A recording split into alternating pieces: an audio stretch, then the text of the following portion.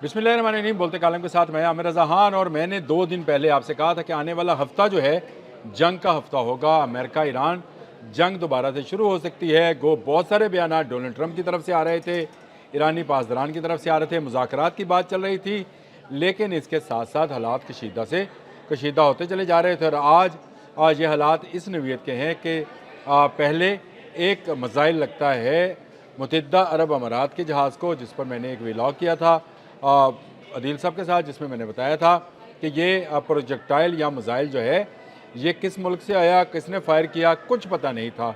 लेकिन अब अमेरिकी जहाज़ जो कि डिस्ट्रॉयर थे यानी मिसाइल बरदार जहाज़ थे, उन पर 2 मिसाइल फायर किए हैं पासदारान इनकलाब ने।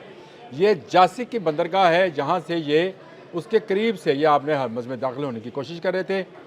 सुबह ही मैंने आपको बताया था कि जो प्रोजेक्ट शुरू किया है डोनाल्ड ट्रंप ने आपने हरमज़ से, कि प्रोजेक्ट फ्रीडम के तहत वो जहाज़ जो फंसे हुए हैं उनको निकालने का। तो मैंने कहा था कि अपने जहाज़ लेकर आओ, अगर ईरान ने निकलने दिए तो पीछे तजारती और तेल बरदार जहाज़ भी आ जाएंगे। अगर आपने मेरा वो वाला व्लॉग देखा है तो उसमें मैंने वाज़ेह तौर पर यह बात कही थी कि भाई पहले अपने जंगी जहाज़ गुजार के दिखाओ। और शायद अमेरिका ने ये बात सुन ली और अपना डिस्ट्रॉयर जो है उसको निकालने की कोशिश की। 2 मिसाइल आए, पहले वार्निंग जारी की गई, यानी 3 मरतबा का जो वार्निंग मैसेज है जो कि असूल है वो दिया गया, लेकिन जब बाज नहीं आया जहाज़ तो उस पर 2 मिसाइल फायर हो गए। जंग दोबारा शुरू है। अब जंग दोबारा इसलिए शुरू है कि डोनाल्ड ट्रंप ने चंद घंटे पहले ही ये बात कही थी कि वो प्रोजेक्ट फ्रीडम के तहत जहाज़ों को निकालेगा और आपने हरमज़ जो है उसकी तजारत जो है ताकि लोगों का नुकसान जो है मुकम्मल हो जाए। फ्रांसीसी सदर मैक्रोन का भी जो बयान आ गया कि आपने हरमज़ खुलनी चाहिए, अमेरिका को ब्लॉकेड और ईरान को जो है अपना आपने हरमज़ बंद करने का फ़ैसला वापस लेना चाहिए। लेकिन इसी दौरान अमेरिकी डिस्ट्रॉयर ने आपने हरमज़ में दाखिले की कोशिश की, जिसको ईरान ने नाकाम बना दिया है और एक मरतबा फिर मिसाइल फायर कर दिए हैं।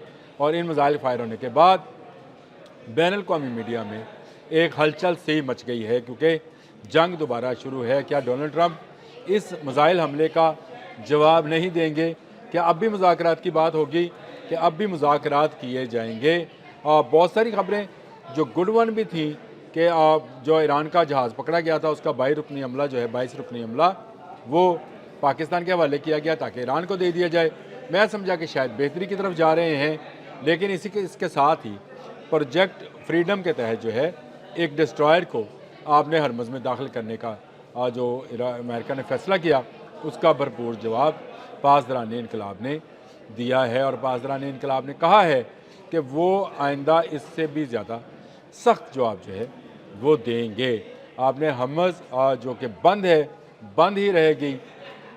पासदारान इनकलाब इस पर अपना मुकम्मल कंट्रोल बनाए हुए हैं और उन्होंने अब एक नया नक्शा भी जारी कर दिया है, जिसके तहत अल-फजीरा तक जो है वो ईरानी पासदारान के कंट्रोल में है आपने हरमज़। और यही वो इलाका है जिसके दूसरी तरफ जो है जासिक की बंदरगाह है।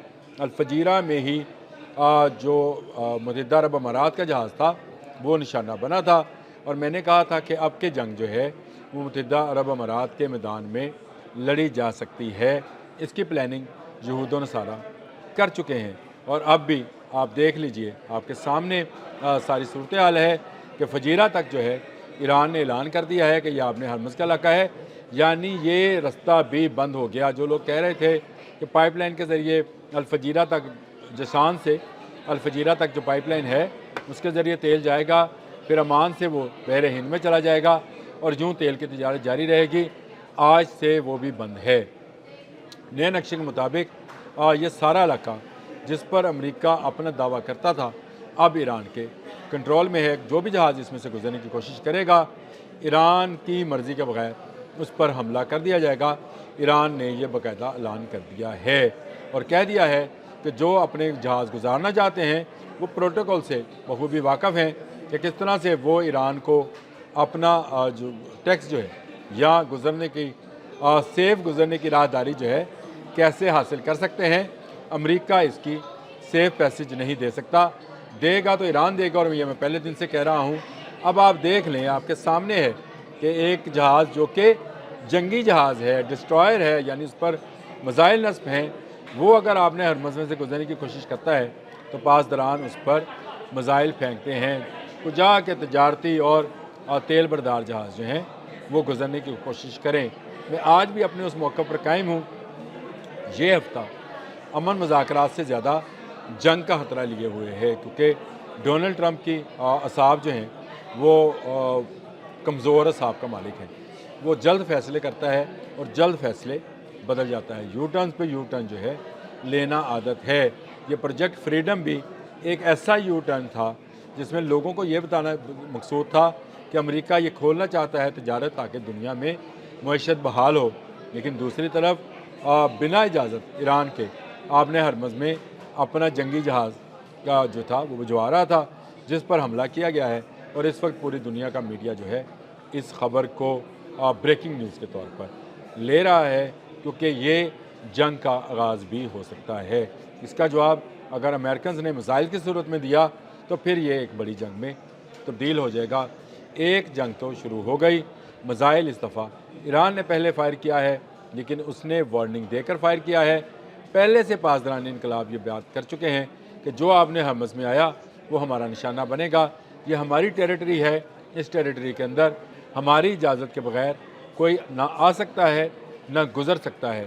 یہ اسٹیٹ آف ہارمز ہے، اسٹیٹ آف ٹرمپ نہیں ہے کہ ٹرمپ ٹو سوشل پر ایک بیان جاری کریں گے، پروجیکٹ جو ہے وہ لانچ کریں گے، پروجیکٹ فریڈم لانچ کریں گے اور جہاز جو ہے گزرنا شروع ہو جائیں گے۔ ابھی تو یہ میزائل فائر ہوئے ہیں، ابھی تو ان کے پاس خندقیں جو برودی خندقیں ہیں وہ بھی موجود ہیں، اور یہ جو برودی سمندر کے اندر برودی خندقیں ہیں یہ زیادہ خطرناک ہیں۔